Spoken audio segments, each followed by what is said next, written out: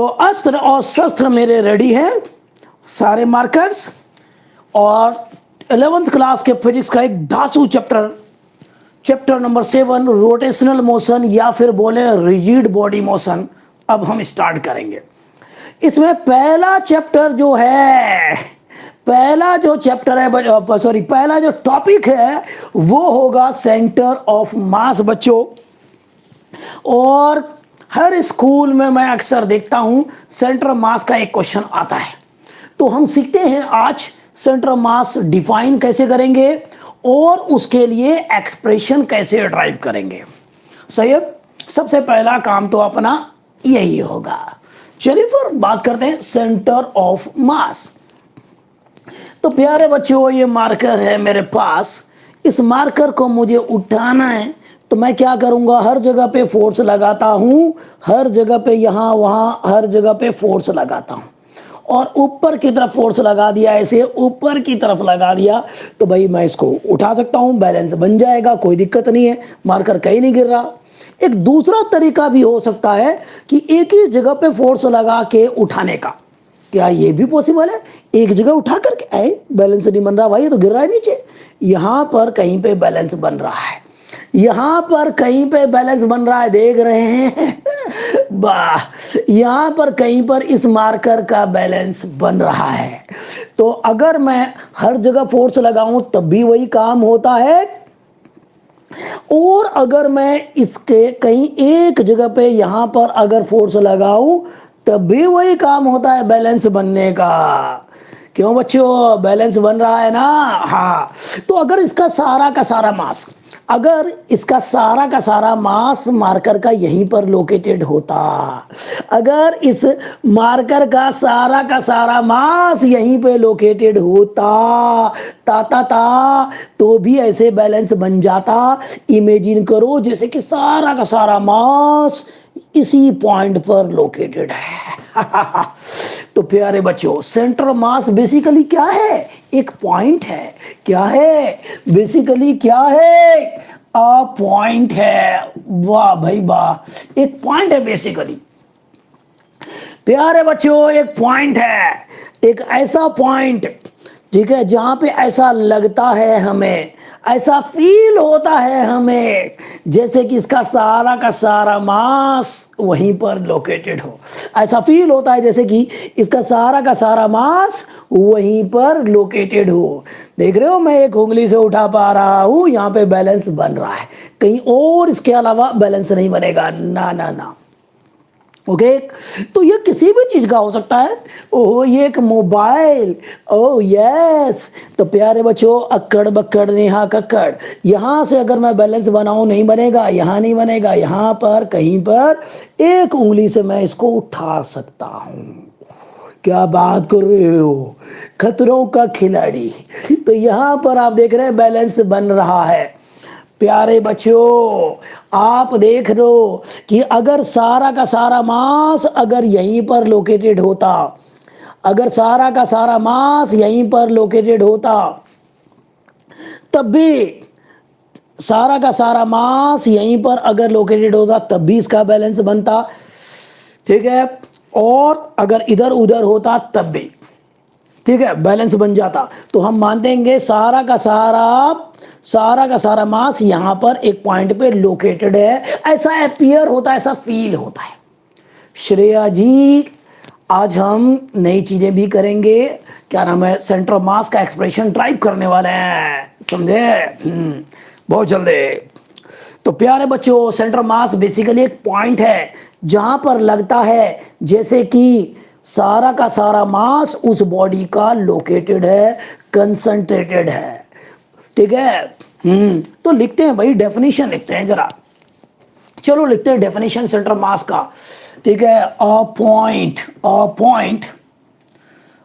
ये पॉइंट अक्सर तो बॉडी के अंदर होता है लेकिन कभी बॉडी के बाहर भी हो सकता है। तो इनसाइड और आउटसाइड, अ पॉइंट इनसाइड और समटाइम्स आउटसाइड भी होता है, outside body at which its whole mass is supposed to be concentrated. Supposed to be concentrated. ठीक है, ये एक पॉइंट है जहां पर लगता है इसका सारा का सारा मास लोकेटेड है, कंसंट्रेटेड है। ओहो, बहुत बढ़िया, बहुत बढ़िया। ठीक, तो एक ऐसा पॉइंट बॉडी के अंदर और समटाइम्स मैंने बोला बॉडी के बाहर भी, जहां पर लगता है सारा का सारा मास लोकेटेड है, कंसंट्रेटेड है, फील होता है ऐसा, तो भाई बैलेंस बन जाता है। उस पॉइंट को हम बोलेंगे सेंटर मास। अगर मैं इस मार्कर की बात करूं तो इसका सेंटर मास इसके सेंटर ऑफ सिमेट्री पे यहां पर कहीं पर होगा। ये रेक्टेंगुलर सा मोबाइल आप देख रहे हैं, देखा होगा आपने कभी मोबाइल, तो बिल्कुल इसका सेंटर ऑफ सिमेट्री यहां पर कहीं होगा। आप देख रहे हैं यहां पर इसका सेंटर ऑफ मास होगा। सही है, तो इसका सेंटर मास, सारा का सारा मोबाइल का मास एक ही जगह लोकेटेड होता, यही लोकेटेड होता, तब भी ऐसे ही बैलेंस बनता। और वास्तव में जो इधर उधर लोकेटेड है तब भी यहीं पे बैलेंस बन रहा है। तो इस मोबाइल का सेंटर मास यहां पर कहीं होगा, सेंटर ऑफ सिमेट्री पे देख लो। यस, तो भाई प्यारे बच्चों, सेंटर ऑफ सिमेट्री पे होता है। तो क्वेश्चन 1 नंबर का आ सकता है, अरे भाई गिर क्यों रहा है ढक्कन बा, कि भाई कोई ऐसा एग्जाम्पल भी है कि सेंटर मास बॉडी से बाहर हो। बिल्कुल होता है, कई सारे एग्जाम्पल आपको मिल सकते हैं। तो भाई आउटसाइड वाले का एग्जाम्पल आपको देता हूं। तो एक ऐसा एग्जाम्पल रिंग के केस में, in ring centre of mass lies outside इसके। भाई ये एक रिंग है, रिंगा आहा। तो प्यारे बच्चों रिंग है, रिंग देख रहे हैं, गोला रिंग। अच्छा जी, रिंग है ये ऐसा, रिंग देखा होगा आपने। अब प्यारे बच्चों रिंग को बैलेंस करवाना है तो आप एक बार इमेजिन कर लीजिए, क्या इमेजिन कर लीजिए कि बहुत छोटे पतले पतले मासलेस स्ट्रिंग्स बंधे हुए हैं। आप ऐसा इमेजिन कर लो कि यहां पर मासलेस स्ट्रिंग बंधे हुए हैं। तो इसका आप इमेजिन करो कि भाई इमेजिनरी स्ट्रिंग्स बंधे हुए हैं। अब आप इस रिंग को बैलेंस कर सकते हैं। तो ये रिंग है और बहुत थीन भाई स्ट्रिंग्स बंधे हुए हैं, ऐसे बिल्कुल ऐसे आप समझिए। तो सेंटर पे ऐसे अब आपका बैलेंस बन जाएगा। आप देख रहे हैं सेंटर पे ऐसे बैलेंस बन जाएगा। तो यहां पर अब बैलेंस हो जाएगा। समझ रहे हैं आप, डिस्क है, सीडी है, तो वो तो खैर पूरा सॉलिड है यहां से यहां तक। रिंग है, आप समझिए, रिंग को विजुलाइज करो कि भाई बहुत थीन स्ट्रिंग्स बंधे हुए हैं ऐसे, जैसे मैंने बना रखा है। तो यहां पर आप देख रहे हैं ऐसे करेंगे तो भाई बैलेंस बन जाएगा। इमेजिन करो कृष्ण भगवान का सुदर्शन चक्र ऐसे चलता था, ऐसे घूमता था, याद करो। और ये उंगली बिल्कुल सेंटर पे होती थी, यानी कि इधर हो और उधर हो। तो उंगली, कृष्ण भगवान की उंगली कहाँ पर? सेंटर ऑफ मास पर होती थी। कहाँ पर? सेंटर ऑफ मास पे होती थी भाई।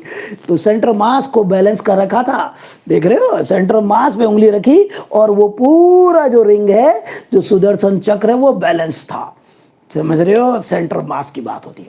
तो सेंटर मास इसका, इस बॉडी, वो रिंग तो ये है वास्तव में, इससे बाहर कहीं पर लोकेटेड है, सेंटर ऑफ सिमेट्री पे लोकेटेड है, आउटसाइड द बॉडी। तो ये एक अच्छा एग्जांपल था। तो प्यारे बच्चों, सेंट्रल मास का डेफिनेशन आपको पता चल गया कि एक ऐसा पॉइंट बॉडी के अंदर और समटाइम्स बाहर जहां सारा का सारा मास ऐसा लगता है जैसे लोकेटेड हो। ठीक है, तो उसको हम बोलेंगे उसका सेंट्रल मास। भाई एक बच्चे ने बोला है होलो चीजों का सेंट्रल मास आउटसाइड होगा क्या? Yes my dear. तो मैंने एक रिंग का एग्जांपल लिया, वैसे फुटबॉल का होगा। आप इमेजिन करो, फुटबॉल तो ऐसे बाउंड्री पे है, मटेरियल तो जिससे बना हुआ है, अंदर तो हवा है। तो भाई उस फुटबॉल के सेंटर ऑफ सिमेट्री पे आप पहुंचो, ठीक है, तो वही उसका सेंटर ऑफ मास होगा। तो आप देख रहे हैं कि होलो चीजों में अक्सर सेंटर ऑफ मास आप देखेंगे कि उस बॉडी से बाहर की तरफ होगा। ओके बच्चों, तो ये हो गया, अच्छी बात है, क्लियर है डेफिनेशन।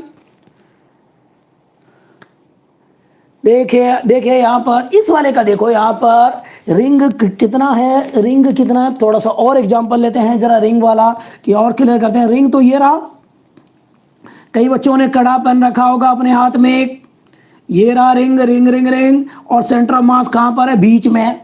तो क्या इस रिंग से, ये रिंग तो ये है भाई, इससे बाहर नहीं रहा ये पॉइंट, बताओ, यहां तो कुछ भी नहीं है, यहां तो कुछ भी नहीं है, तो भाई ये पॉइंट है सेंटर ऑफ मास का। देख रहे हैं आप, वास्तव में रिंग तो ये है बच्चों, वास्तव में रिंग ये है, सेंटर ऑफ मास कहां पर है, इसके सेंटर पर है, तो ये है इसका सेंटर मास। तो भाई इस रिंग से तो बाहर है, तो सेंटर मास आप देख रहे हैं कहां पर है, बाहर है, आउटसाइड द बॉडी है।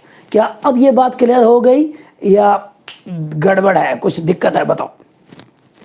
ओके, समझ में आया बच्चों? बोलो बोलो क्या बात हुई है, क्लियर है कि भाई इस बॉडी से आप देखो, साइकिल का टायर होता है, ठीक है, पूरा रिम के साथ, तो रिम से बाहर यहां पर एक्सल के पास सेंटर मास होगा इसका। लाइंस कुछ नहीं है, इमेजिनरी लाइंस है, विजुअलाइज करने के लिए मैंने बोला था, ये लाइन है कुछ नहीं, विजुअलाइज करने के लिए बोला था, ठीक है, तो ऐसा होता है।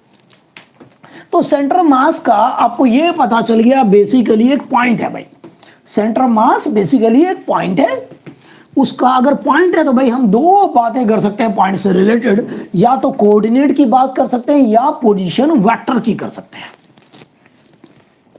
क्या कर सकते हैं भाई, सेंटर ऑफ मास है तो बेसिकली एक पॉइंट है, और पॉइंट से रिलेटेड दो बातें हो सकती है, या तो पॉइंट, नो सॉरी,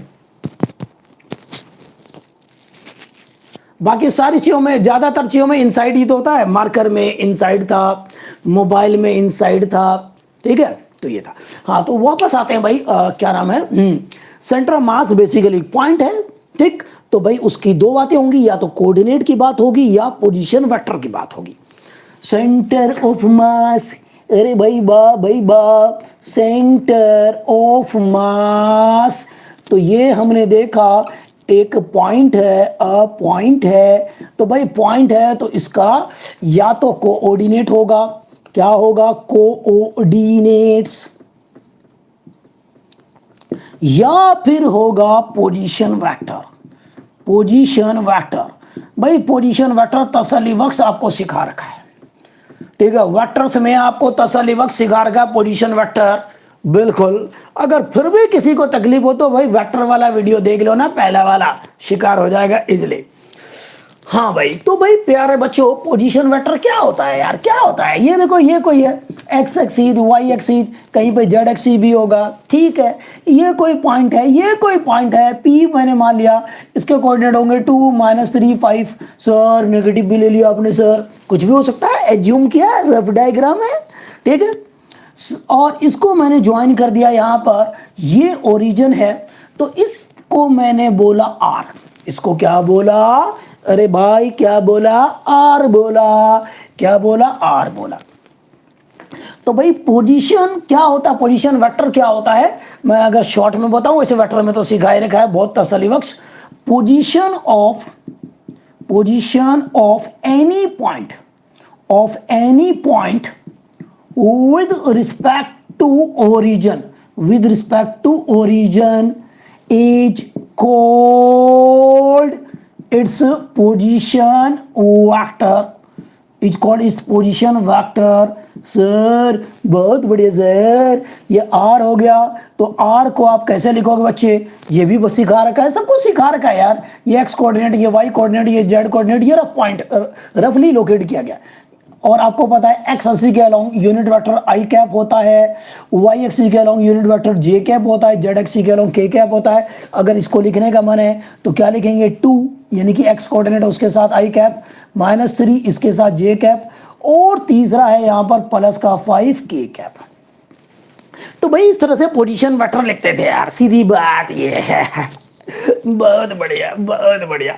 अच्छा, एक बेकार की बात बताता हूं आपको, देखो भाई एक जमाना था, वेलोसिटी क्या होता था भाई, rate of change of displacement, ये कितना डिस्प्लेसमेंट चेंज हुआ, कितने टाइम में चेंज हुआ। Rate of change of displacement is called velocity. बिल्कुल सही बात। अच्छा, एक और अच्छी बात बताऊं क्या, अगर मोस्ट जनरल केस में बात करना है तो डिस्प्लेसमेंट की जगह पे हमें पोजीशन वेक्टर बात करना चाहिए।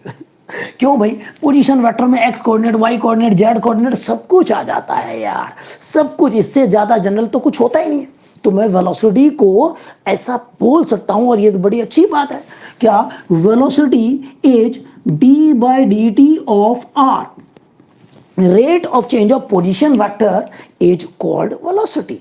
ये बहुत ही पसंद है मुझे, ये तो बहुत ज्यादा पसंद है कि भाई पोजीशन चेंज हो रहा, कभी यहाँ कभी यहाँ कभी यहाँ कभी यहाँ, तो कितना पोजीशन वेक्टर चेंज हुआ कितने टाइम में, rate of change of position vector is called velocity. सही है ना बच्चों, सही है ना, ऐसा होता है। अच्छा, एक और बात कि भाई वेलोसिटी हो गई सर, ठीक है हम मान लिए, अब इसको मैं इसकी बात नहीं करूंगा, मैं बात करूंगा इसकी। अच्छा, एक्सेलरेशन क्या होगा ये बताओ, तो एक्सेलरेशन होता है D by D T of velocity. सही बात है ये वाला। क्या मैं इस वेलोसिटी की जगह पे ये लिख सकता हूं क्या, क्या मैं लिख सकता हूं, क्या मैं लिख सकता हूं, यस सर, लिख लीजिए सर, ऐसा लिख लिया। वी की जगह पे D R by D T उठा के रख दिया, क्या रख दिया, वी की जगह पे D R by D T रख दिया, रख दिया, रख दिया। आहा सर, इसका ये पूरा कॉम्प्लिकेटेड सा लग रहा है, कोई सिंपल नोटेशन भी है क्या? यस, ये बेसिकली क्या है, आर का एक बार डिफरेंशिएशन, फिर जो आएगा उसका फिर से डिफरेंशिएशन, यही तो है, यानी कि डबल डेरिवेटिव, यानी कि डबल डेरिवेटिव है ये। तो मैं इसको लिख सकता हूं प्यारे बच्चों, इसको D square R by D T square. तो मैं ऐसा लिख सकता हूं, ओ सर यहां डी का स्क्वायर यहां नहीं लगाया, डी का स्क्वायर यहां पर टी का स्क्वायर लगा दिया, क्या आपने सही लिखा है या कुछ गड़बड़ घोटाला कर दिया आपने? सर मैथमेटिकली करेक्ट है या गड़बड़ है? बिल्कुल सही है, मैंने लिखा है तो ठीक ही होगा भाई। हाँ देखो भाई, नोटेशन है, नोटेशन है बच्चों, ये ऐसे नहीं कि अपनी मर्जी से कुछ लिख लिया। तो यहाँ पर डबल डेरिवेटिव का ये नोटेशन है, डी का स्क्वायर आएगा और नीचे यहाँ जो वेरिएबल है टी, उसका वेरिएबल आएगा, स्क्वायर आएगा। अगर फिर से इसको डिफरेंशिएट करना होता डी बाई डी टी, अगर मैं इसका कर लेता ऐसा कर लेता, तो ये 3 बार डिफरेंशिएशन हो गया।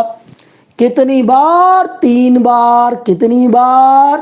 3 बार, 3 बार। तो भाई यहां पर देखो, पहले तो देखो आर को एक बार कर लिया D R by D T, फिर से कर लिया तो भाई ये आ गया D square R by D T square, फिर से इसको कर दिया, ये लो।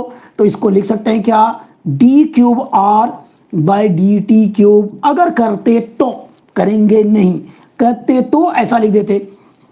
मतलब आपको नोटेशन का ध्यान रहना चाहिए कि भाई ये किसका है, डी का क्यूब आएगा फिर टी का क्यूब होगा, ये नोटेशन है यार, कोई बड़ी बात नहीं है। तो मतलब अगर एक्सेलरेशन की जगह मैं ऐसा लिख सकता हूं, इसमें कोई गलती नहीं है। सही है, एक्सेलरेशन ये भी बात सही है। और वही उसी का दूसरा फॉर्मेट आप समझ लीजिए, ये है, ठीक है। तो एक्सेलरेशन के 2 format, D V by D T लिख दो या D square R by D T square लिख दो, भाई बात बराबर है, एक ही बात है भाई, एक ही बात है। अच्छा, ओ अबे कैप क्यों गिरता है भाई इतना? चलिए अब बात करते हैं यहां पर, चलो सर इसको मिटाते हैं और आगे आपको ले चलते हैं। थोड़ा इसको मैं मिटाता हूं। चलो दिलदार चलो, चांद के पार चलो। हाँ भाई हाँ। तो प्यारे बच्चों, क्या न्यूटन सेकंड लॉ भी लगा सकते हैं क्या? बिल्कुल लगा दीजिए, कौन मना कर रहा है? क्या लगा सकते हैं कि भाई एक बॉडी पे बहुत सारे फोर्स लग रहे हैं, बहुत सारे, तो आपने उनका रिजल्टेंट निकाल लिया या नेट निकाल लिया।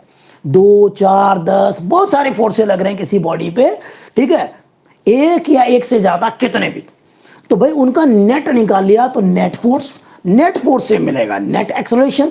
तो यहां पर m इंटू ए नेट लिख सकते हैं आप, ठीक है, जैसा लॉज ऑफ मोशन में हम बार बार कर ही रहे थे, यही तो कर रहे थे, F net is equal to M A. क्या ए की जगह ये लिख सकते हैं?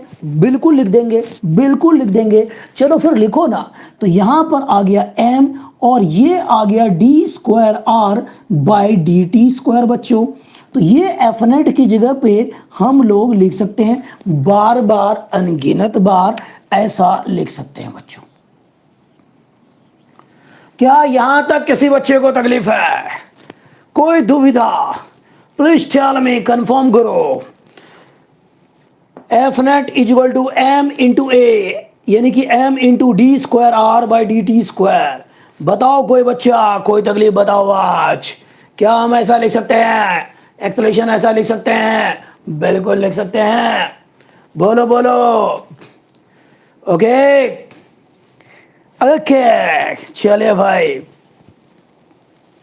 तो प्यारे बच्चों, अब यहां से गाड़ी को आगे बढ़ाते हैं। ये तो चुन्नू मुन्नू वाली बेसिक्स वाली बातें बताई थी यार, ठीक है। मकसद ये सीखना थोड़ी था, हमें फिजिक्स सीखना है, ठीक है, और वो भी सेंटर ऑफ मास सीखना है। चलो भाई, सेंटर ऑफ मास की बात करते हैं यार। हाँ ठीक है, चलो भाई चलो। ये तो ऐसे ही लिख दिया मैंने, छोड़ो जी, छोड़ो छोड़ो, जाने दो, चलो भाई जाने दो, आगे आने दो, चलो। तो भाई सेंटर ऑफ मास का अब हम एक्सप्रेशन ड्राइव करना चाहते हैं, तो चलो मैं दो एक्सिस ड्रॉ कर लेता हूं। तो भाई ये ड्रॉ कर लिया मैंने दो एक्सिस। कितने एक्सिस? कितने एक्सिस? दो एक्सिस, ठीक है। तीसरा भी होगा इधर, ये लो 3D वाली बात हो गई। ये एक्स वाई जेड, ये ओरिजिन टमटम। अब क्या है, अब हम जो ड्राइव करने जा रहे हैं, स्कूल्स में बार बार डायरेक्ट आता है ये क्वेश्चन। क्या क्या क्वेश्चन आता है? क्वेश्चन क्या आता है सेंटर ऑफ मास पे? क्या ड्राइव एन एक्सप्रेशन, फटाफट लिखेंगे क्योंकि मैं ये मिटा दूंगा। ड्राइव, स्पेलिंग देख लेना यार, अभी मैं सही लिख रहा था, ड्राइव की मैं भूल गया, ठीक है। ड्राइव नहीं DERIV, चलो चेक कर लेना। Derive an expression, derive an expression, कोई भी स्पेलिंग कभी भी गलत हो सकती है, be careful. Derive an expression for centre of mass, centre of mass of two particle system, two particle system, particle system. भाई एक ऐसा सिस्टम जो दो पार्टिकल से मिलकर बना है। जनरली तो भाई अनगिनत पार्टिकल से मिलकर बना होता है यार, बहुत सारे पार्टिकल से, लेकिन मैं एक सिंपलिसिटी के लिए, ठीक है भाई, किसी ने बोला सही लिख रहा हूं, ओके थैंक यू, गलती से सही है भाई, कहीं आप सोचोगे आता था मुझे, बिना सोचे लिखूंगा तो स्पेलिंग सही आ जाता है, बट अगर मैं सोचता हूं तो फिर गड़बड़ हो जाता है। Okay okay okay okay okay हाँ, तो भाई हाँ, सिंपलिसिटी के लिए अभी हम सबसे पहले दो पार्टिकल का सिस्टम लेते हैं। कितने पार्टिकल का? दो पार्टिकल का सिस्टम लेते हैं, ठीक है। चलिए दो पार्टिकल का सिस्टम लेते हैं। वो देखा है वो जिम में होता है डंबल, ये होता है ना डंबल, तो आप डंबल समझ लो यार, डंबल समझ लो आप, ठीक है। तो भाई यहाँ पर उस का एक पार्टिकल ये रहा और दूसरा पार्टिकल, चलो मैं थोड़ा दूर बना देता हूं आपके लिए, ये रहा, ठीक है। बहुत कम साइज है ये, पॉइंट इन साइज है, ये तो दिखाने के लिए मैंने बड़ा सा बना दिया। भाई इसका मास होगा m1, इसका मास मैंने मान लिया m2, सही बात, बिल्कुल। एक ऐसा सिस्टम है, एक ऐसी दुनिया है इसकी, ये एक ऐसी बॉडी है जो सिर्फ दो ही पार्टिकल से मिलकर बनी हुई है। सिंपलिसिटी के लिए हमने ये लिया। भाई शुरू में ही अनगिनत ले लेंगे तो कहीं समझ में नहीं आएगा, दिक्कत हो जाएगी, इसलिए दो पार्टिकल का सिस्टम लेते हैं। और स्कूल में डायरेक्ट यही तो आता है जब भी थ्योरी का आएगा तो इसके आने के चांस होते हैं। बा भाई बा बा भाई बा, और ये ऐसा ओ ज्वाइन कर दिया भाई, सही से ज्वाइन करने का, अरे भाई सही से ज्वाइन करने का ओ फिर से गड़बड़ हो गया। चलो फिर हम घोटाला कर देंगे, राम प्रकाश चौटाला कर देंगे। चलिए यहाँ पे तो प्यारे बच्चों, देख रहे हैं क्या, दो पार्टिकल से मिलकर बनी हुई बॉडी है, मास सिर्फ इसका इसका है, ये बीच में जो है इसका कोई मास नहीं है। तो प्यारे बच्चों, इसको अगर मैं ज्वाइन करूंगा तो भाई ये ओ और ये इसका कोई भी पॉइंट ले लेता हूं, चलो पॉइंट पी है और इसका पॉइंट क्यू है, तो भाई इसका पोजीशन वेक्टर होगा r1 मैंने मान लिया, और इसका पोजीशन वेक्टर m2 का एरो बना दिया, इसका पोजीशन वेक्टर मैंने r2 मान लिया। इसका पोजीशन वेक्टर क्या है, r1 है, और इस वाले का क्या है, r2 है। यो। तो भाई इसका r1 पोजीशन वेक्टर और इसका r2 पोजीशन वेक्टर होगा बच्चों। मान लिया भाई, मान लिया, इसके कोई कोऑर्डिनेट होंगे, मान लिया, छोड़ो, फिलहाल पोजीशन वेक्टर मान लिया, खत्म बात। ठीक है, इतना आ गया, बहुत बढ़िया बहुत बढ़िया। ये जो फॉर्मूला है नेट फोर्स वाला, मैं कई बार लगाने वाला हूं, 3 बार लगाने वाला हूं। एक बार m1 के लिए लगाऊंगा, एक बार m2 के लिए, और एक बार सेंटर ऑफ मास के लिए। सेंटर ऑफ मास एक पॉइंट है, तो कहीं होगा, यहां कहीं होगा, देखेंगे यहां कहीं होगा सेंटर ऑफ मास। ऐसा लगेगा जैसे कि सारा का सारा मास लोकेटेड है यहां पर, वो देखेंगे, अबे रुको भाई, रुको सेंटर मास, रुको। अब प्यारे बच्चों, एक चीज बताओ मुझे कि भाई ये एक बॉडी 2 पार्टिकल से मिलकर बनी हुई है, ठीक बात है, बनी हुई है। अब मुझे ये बताओ कि बनी हुई तो है भाई, तो क्या एक दूसरे पे कोई फोर्स लगा रहे हैं क्या? आपको क्या लगता है, लगा रहे होंगे एक दूसरे पे फोर्स? ठीक है,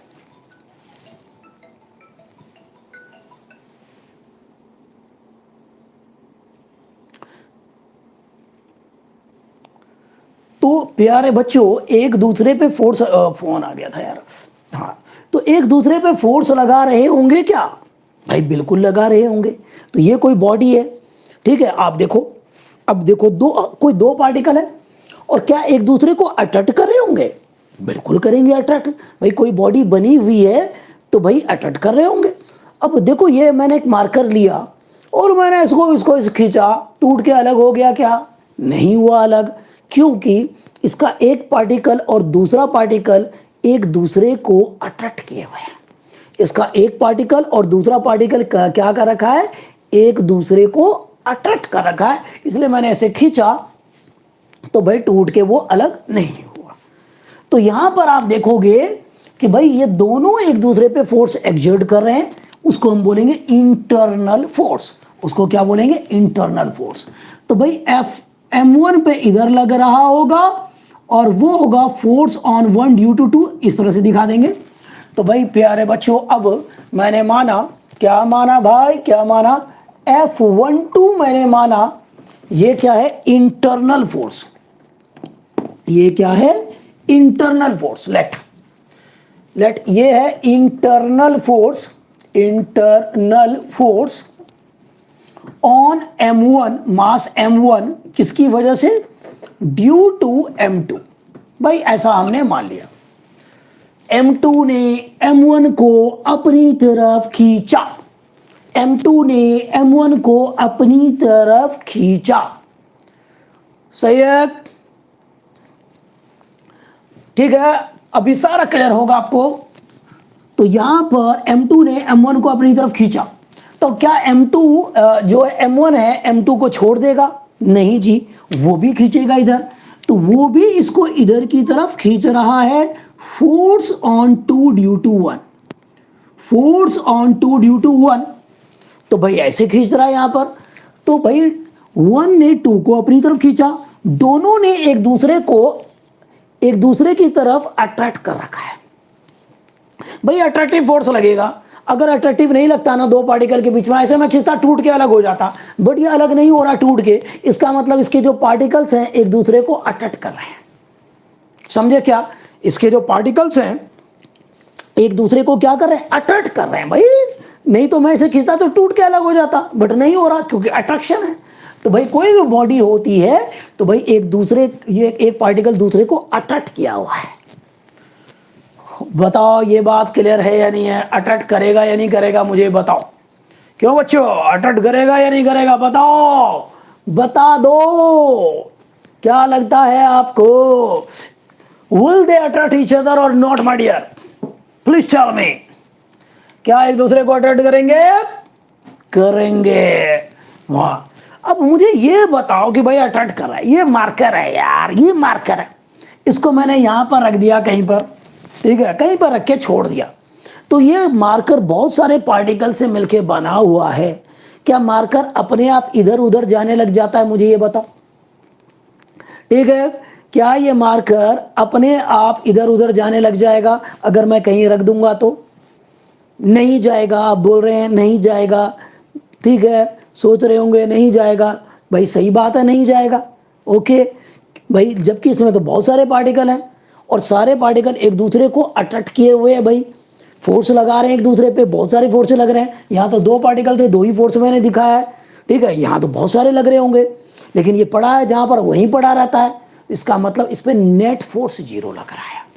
इसका मतलब इसके ऊपर नेट फोर्स क्या लग रहा है? 0 लग रहा है बच्चों, समझे?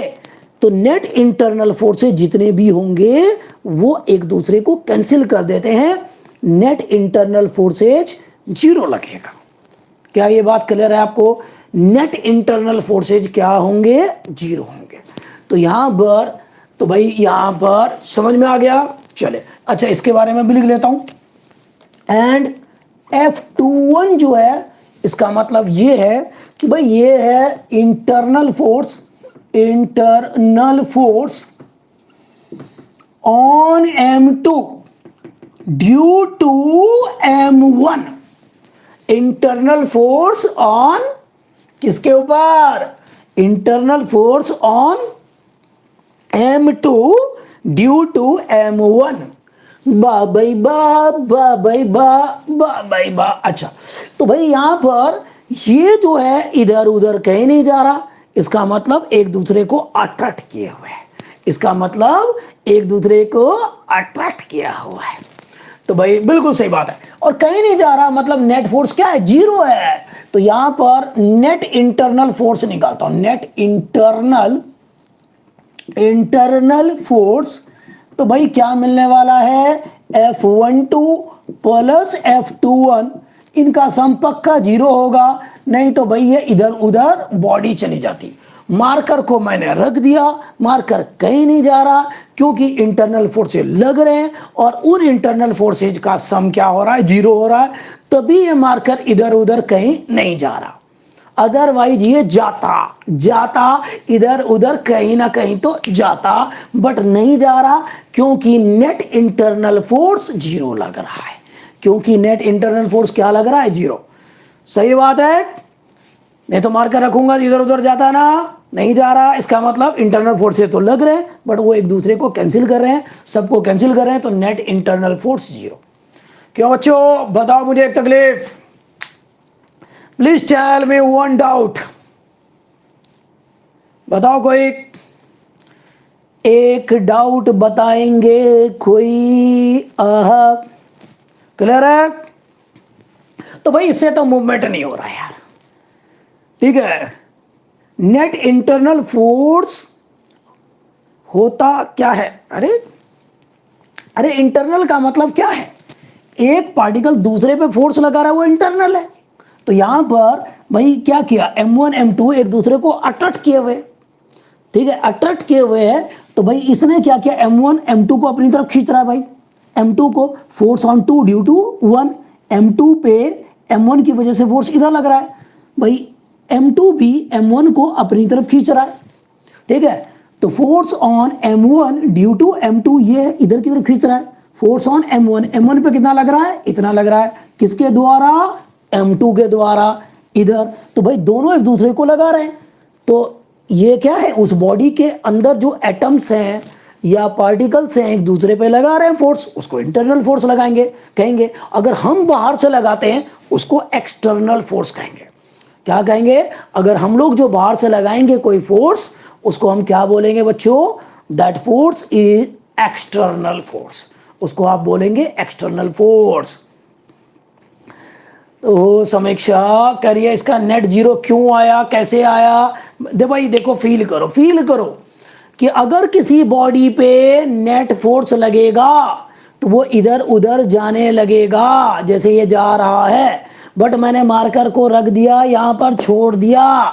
अब क्या मार्कर अपने आप जाएगा? नहीं जा रहा, जबकि इंटरनल फोर्सेस लग रहे हैं, एक एटम दूसरे पे लगा रहा है बट कहीं नहीं जा रहे। क्यों?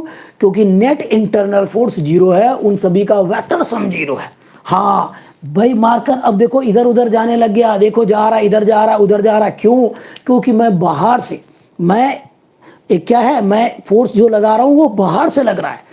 एटम्स वाले तो देखो यहां पर उसकी पड़ा हुआ है मार्कर और लग रहा है, आपको दिखाई नहीं दे रहा होगा, यहां रख दिया मैंने, पड़ा रहेगा यहां पर, जहां रख दोगे पड़ा रहेगा कोई भी चीज, क्योंकि इंटरनल फोर्स से लग रहे हैं और एक दूसरे को कैंसिल कर रहे हैं, नेट जीरो लग रहा है।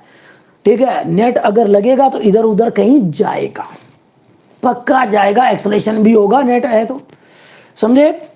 तो भाई अब इससे तो जा नहीं रहा, कोई मूवमेंट तो हो नहीं रही है, कुछ भी नहीं हो रहा, इंटरनल फोर्सेस से कैंसिल हो रहा है। तो हम क्या करते हैं, चलो बाहर से एक फोर्स लगाते हैं, एक फोर्स इस पे लगा देते हैं, एक इस पे लगा देते हैं। तो एक फोर्स मैंने किसी डायरेक्शन में लगा दिया यहां पर, इसको बोल दिया F1, ठीक है, ये है F1, और यहां पर मैंने एक फोर्स लगा दिया और उसको मैंने बोल दिया F2, समझे? तो ये F1 हो गया और ये क्या हो गया, F2 हो गया, F2 हो गया। तो भाई यहां पर प्यारे बच्चों, तो let capital F1 and capital F2 be the external forces acting on M1 and M2 respectively।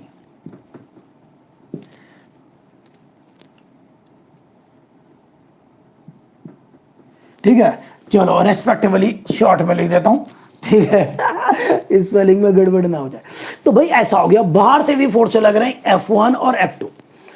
तो भाई अब इस पे नेट फोर्स कितना लग रहा है, एक फोर्स एक्सटर्नली लग रहा है, एक इंटरनली लग रहा है। तो हम देखते हैं नेट फोर्स क्या लग रहा है, नेट फोर्स फ्री, ऐसा एक क्वेश्चन हम लिख सकते हैं।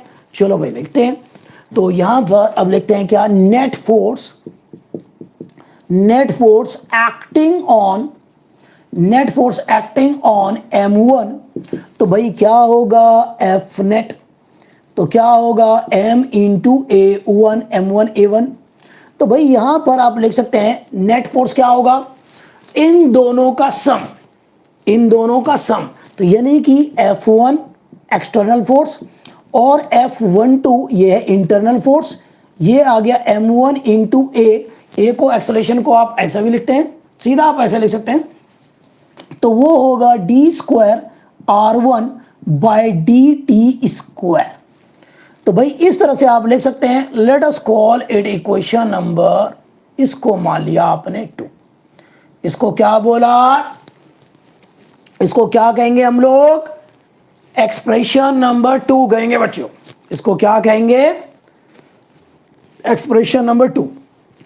तो सीधा लगा दिया F नेट इक्वल टू ये, समझे? बार बार हम लोग ये अप्लाई करेंगे, बार बार, ठीक है, बार बार हम लोग अप्लाई करेंगे और ये लिखेंगे, समझ जाओ। तो भाई F नेट की जगह पे आप ऐसा लिख सकते हैं, आप ऐसा लिख सकते हैं। नेट का मतलब कौन से दो फोर्स लग रहे हैं, बाहर से F1 और इंटरनल फोर्स F12 लग रहा है, इनका वेक्टर सम। तो ये मिला F नेट, इसकी जगह MA, तो भाई ऐसा लिख दिया। कोई दिक्कत बच्चों, समझ में आ गया कि भाई नेट फोर्स कैसे लिखा है M1 के ऊपर? क्लियर है ये बात? क्या ये बात क्लियर है? टेल मी, क्या ये बात क्लियर है? ओके, तो क्या मैं इसी तरह से, देखो यहां पर बच्चे कितने फोर्स लग रहे हैं, F1 लग रहा है, ये रहा, दूसरा F12 भी लग रहा है, ये एक्सटर्नल था, ये इंटरनल, भाई दो फोर्सें लग रहे हैं, उनका नेट, बस अभी तो लिखा है कि वेक्टर सम किया है बस। तो नेट फोर्स की जगह पे आप MA लिखते हैं, हमेशा MA लिखते हैं, यानी कि M इंटू एक्सेलरेशन को ऐसे भी ले सकते हैं d² R बाई dt² भी, तो हमने लिख दिया, कोई बहुत बड़ी बात नहीं है। इसी तरह से इसके लिए भी लिखो, नेट फोर्स M2 पे भी लिखो तो क्या आएगा, नेट फोर्स ऑन M2। तो भाई यहां पर क्या आएगा, F नेट जो आएगा वो आएगा M2 इंटू A2। तो भाई नेट फोर्स क्या, कौन कौन सा, इन दोनों फोर्सेस का सम, यानी कि F2 और F21 इसका सम इंटू M2। और A2 की जगह पे आप ऐसे लिख सकते हैं d²R2, क्योंकि इसका पोजीशन वेक्टर है R2। यहां पर R1 लिखा क्योंकि इस वाले पॉइंट का पोजीशन वेक्टर है R1। तो भाई ऐसा आता है बच्चों, ऐसा आता है। तो ये आ गया, इसको आप बोल सकते हो एक्सप्रेशन नंबर 3। समझो बात को, समझो क्या लिखते हैं, नेट फोर्स ये हो गया कि भाई ये वाला वेक्टर और ये वाला वेक्टर, इन दोनों का सम ये आ गया मास इनटू एक्सीलरेशन। क्या आ गया, मास इनटू एक्सेलरेशन आ गया। मास हो गया M2, एक्सेलरेशन आ गया इतना d²R2/dt² आ गया। बोलो बच्चों, कोई तकलीफ है आपको, समझ में आ गया क्यों बच्चों? ओके, सही है। तो मास ये हो गया, ये एक्सेलरेशन है सीधा। तो भाई किसी भी पॉइंट का एक्सेलरेशन चाहिए तो भाई d² सीधा d²R/dt² कर दो, और उस वाले पॉइंट का पोजीशन वेक्टर होगा। तो आपने ये इसका देखा, तो इसका भाई मास इनटू एक्सेलरेशन, एक्सेलरेशन क्या मतलब double derivative d²/dt² of R1, इसका पोजीशन वेक्टर R1। उसी तरह से इसका लिख दिया आपने ऐसे, ये बात खत्म हो गई। अब बताओ यहां तक क्लियर है, यहां तक क्लियर है? अरे क्या यहां तक क्लियर है बच्चों?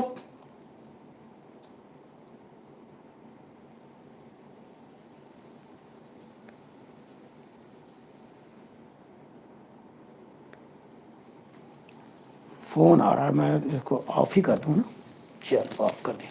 हाँ भाई बच्चों यहां तक क्लियर है, ठीक है। चले फिर अब इनको ऐड कर देते हैं, अब कोई बड़ी बात नहीं है, मेन चीजें हम समझ चुके हैं। पानी की तरह क्लियर, बहुत बढ़िया भाई, ये तो बहुत बड़ी बात है, अच्छी बात। तो आप इक्वेशन नंबर 2 और 3 को ऐड कर दो। एडिंग क्या करेंगे बच्चों, एडिंग इक्वेशन नंबर 2 एंड 3। चलो भाई ऐड करो, चलो। तो यहां पर इसको ऐड करो, तो यहां पर आ गया F1, लेफ्ट हैंड साइड को लेफ्ट हैंड साइड वाले से ऐड करो, राइट हैंड साइड वाले को राइट हैंड साइड से, F1 plus F12 plus F2 plus यहां पर क्या है F21, ये आ गया इधर की तरफ, ये आ गया M1 d²R1/dt² plus M2 d², ओह थोड़ा जगह कम है, छोटा लिख देते हैं थोड़ा सा।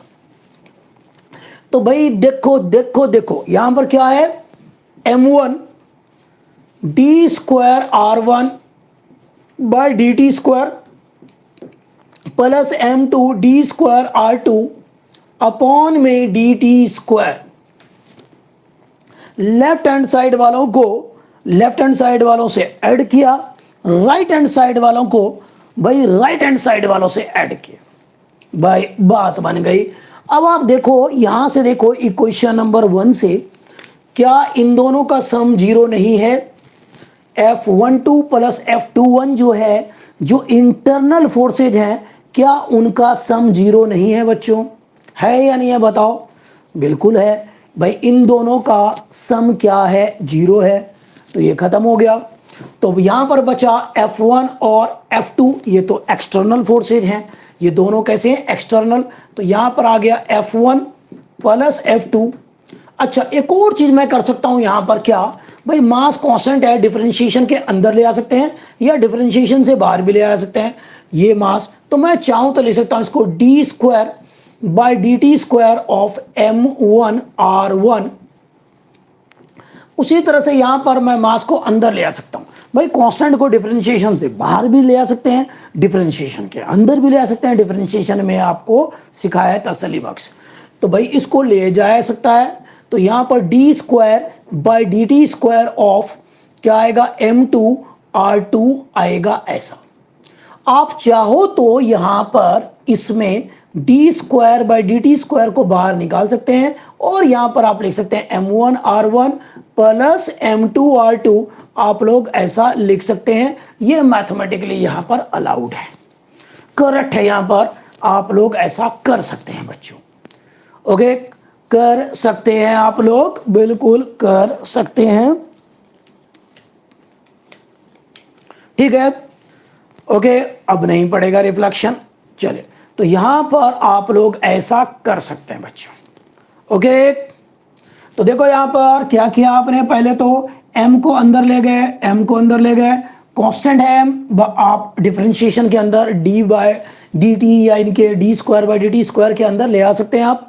तो भाई यहां पर एक बच्चा पूछ रहा है ये कहां गया, इक्वेशन नंबर 1 में देखो F12 और F21 ये इंटरनल फोर्स है, उनका सम 0 था।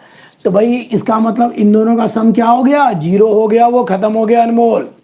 क्या ये बात क्लियर है?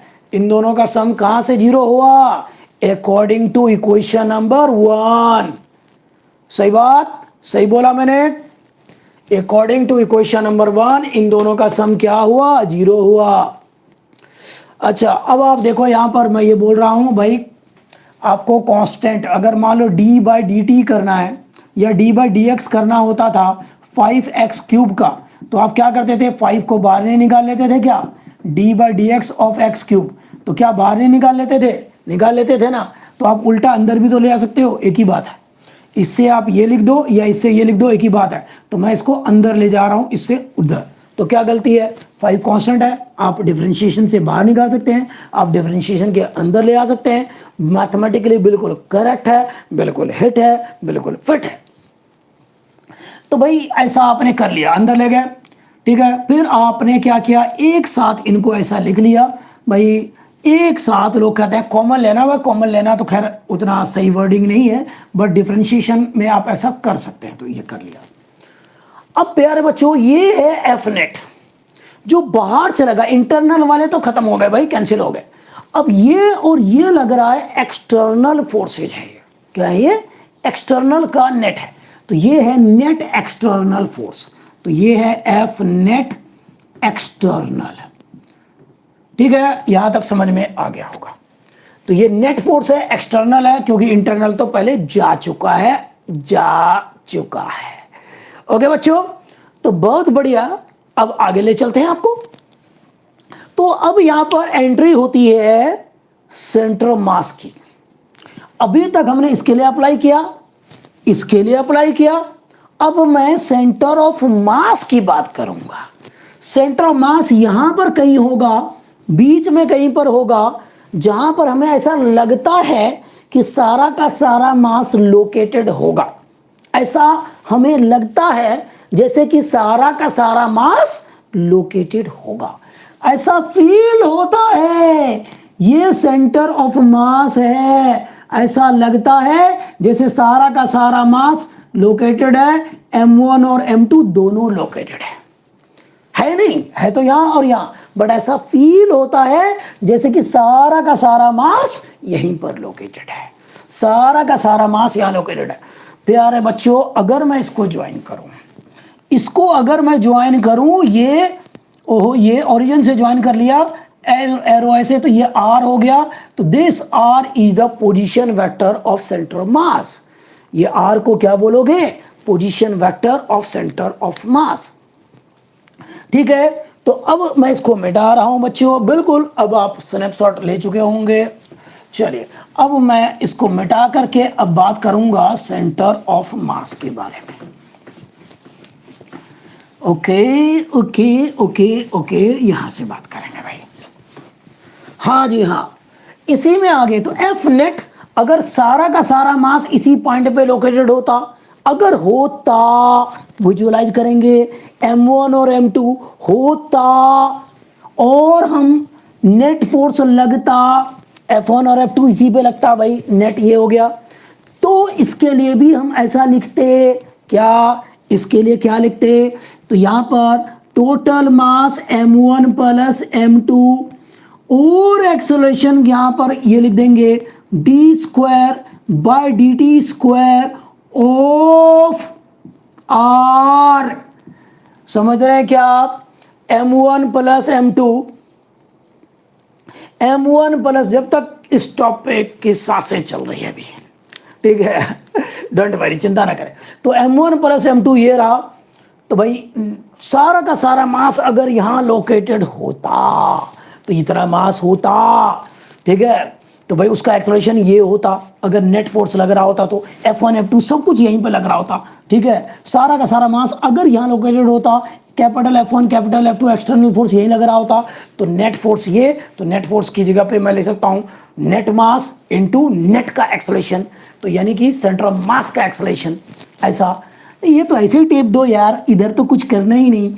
D square by D T square m1r1 plus m2r2 बा भाई बा। चलो भाई यहां से अब मैं इधर ले चलता हूं, इसको भी कांस्टेंट है, अंदर ले जाओ यार, कोई टेंशन नहीं है, ले जा सकते हैं आप, मैथमेटिकली बिल्कुल करेक्ट है। D square by D T square, तो यहां पर आएगा क्या आएगा, m1 प्लस m2 रे, m1 प्लस m2, ठीक है, और ये r, ये आएगा, देख रहे हो आप। तो भाई इसको अंदर ले गए और कुछ ज्यादा तो मैंने किया नहीं। Is equal to D square by D T square of m1r1 plus m2r2। आहा, तो प्यारे बच्चों बताओ, एक तकलीफ बताओ, क्या यार ये कर सकते हैं क्या? ठीक है, इस m को अंदर ले गए बस, और तो मैंने कुछ किया नहीं अभी, ठीक है। तो प्यारे बच्चों यहां तक कोई दिक्कत? यहां तक किसी को दिक्कत है क्या? पहले मुझे प्रॉब्लम बताओ, बहुत बढ़िया और इंपॉर्टेंट डेरिवेशन है ये। बताओ कहीं किसी को डिफिकल्टी? आप सीख रहे हैं rotational motion, I like rotational motion. अब दोनों तरफ कंपेयर करते हैं, कंपेयरिंग बोथ दी साइड्स। तो देखो यहाँ D by D T square इधर भी है इधर भी है, तो और इक्वल भी है, इसका मतलब जो ये होगा वो ये होगा। तो कंपेयरिंग बोथ दी साइड्स, तो m1 प्लस m2 और ये आएगा r इज इक्वल टू, प्यारे बच्चों इधर ले चलो, इधर देखो तो यहां पर आ गया m1r1 प्लस m2r2, ये आएगा। तो यह मल्टीप्लाई हो रहा है, उधर जाके डिवाइड हो जाएगा, तो r मिलेगा यहां पर m1r1 plus m2r2 divided by m1 plus m2। बच्चों क्या ये बात बिल्कुल क्लियर है? तो अगर टू पार्टिकल सिस्टम है और एक का पोजीशन वेक्टर r1 है, दूसरे का पोजीशन वेक्टर r2 है, तो भाई उसके सेंटर ऑफ मास का जो पोजीशन वेक्टर होगा वो ये होगा m1r1 plus m2r2 divided by m1 plus m2। बोलो, कोई तकलीफ है तो बोल दो मुझे एक बार, बोल दो एक बार, बोल दो। तो ये तो दो पार्टिकल सिस्टम था। m1 प्लस m2 कैसे आया? अरे यार ऐसे आया ना भाई, देखेंगे फिर से देख लो। मैंने बोला सेंट्रल मास पे अगर सारा का सारा मास लोकेटेड होता, देखो यहां पर सारा का सारा मास लोकेटेड होता, सारा का सारा मास यहां लोकेटेड होता, तो मास ये, तो ठीक है, और सारे फोर्सेज भी यहीं पर लगते। जैसे कि मैंने इस मार्कर को यहां पर बैलेंस बना दिया। हाँ कर रहा हूं रिपीट, देखो ध्यान से। तो भाई प्यारे बच्चों यहां पर सारा का सारा मास अगर इस बॉडी का यहीं पर लोकेटेड होता, ठीक है, अगर सारा मास यहां होता, फोर्स भी देखो मैं यहीं पे लगा रहा हूं, ठीक है, तो भाई नेट फोर्स इतना लगाते m1 प्लस m2 पे, m1 प्लस m2 पे F नेट एक्सटर्नल इतना लगाते, और ये क्या है, ये क्या है, ये F1 प्लस F2 है, net external force, net external force. तो इसकी जगह पे क्या लिखूंगा, नेट मास, क्या, नेट मास यानी कि total mass into acceleration of centre of mass, acceleration of centre of मास। तो यानी कि नेट मास क्या हो गया, m1 प्लस m2 हो गया भाई, और एक्सेलरेशन सेंटर ऑफ मास का क्या हो गया, बताओ मुझे क्या हो गया, D square by D T square of R. क्यों? क्योंकि आर पोजीशन वेक्टर है सेंटर ऑफ मास का। आर क्या है? Position vector of centre of mass. समझे? तो भाई अगर सारा का सारा मास यहीं लोकेटेड होता, m1 प्लस m2 सारा अगर होता, नेट फोर्स इतना लगता, तो भाई हम ऐसा लिख लेते हैं एफ नेट की जगह पे M total mass, A D double derivative of R, position vector आपको लिखना है, तीसरी बार लिख रहे हैं ये, ऐसा लिख दिया। अब इस यहां पर लिख दिया और ये मल्टीप्लाई हो रहा है, यहां पर कांस्टेंट है उसको अंदर ले गए। ठीक है, आप देखो यहां पर मल्टीप्लाई हो रहा है, कांस्टेंट है उसको अंदर ले गए। चलो भाई अंदर ले गए तो ये रहा, कुछ ज्यादा नहीं किया, बस अंदर ले गए तो ये हो गया, अंदर ले गए तो ये मल्टीप्लाई हो गया।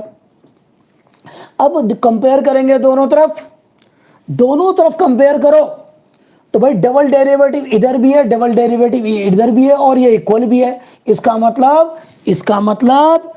मतलब ये चीज और ये चीज इक्वल होंगे। इसका मतलब ये चीज और ये चीज क्या होंगे? इक्वल होंगे। ये चीज और ये चीज इक्वल होंगे। इक्वेट कर दिया हमने और ये मल्टीप्लाई हो रहा, उधर जाके डिवाइड हो गया। और क्या रखा है इस दुनिया में, बता दो। क्या अब क्लियर है बच्चों? बोलो।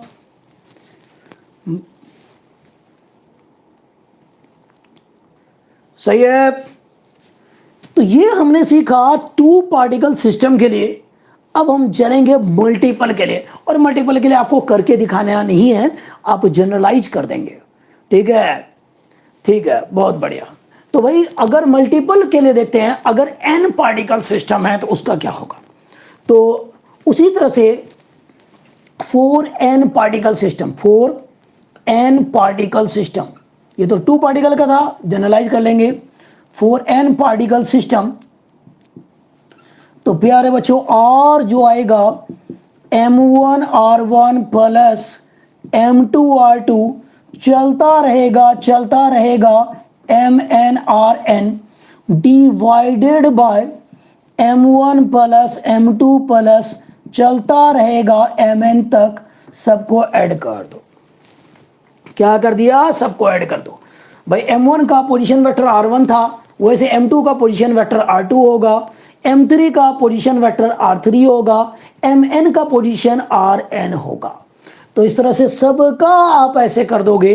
देखो इसको देख करके मैंने जनरलाइज किया, यहां पर इसको देख करके जनरलाइज किया।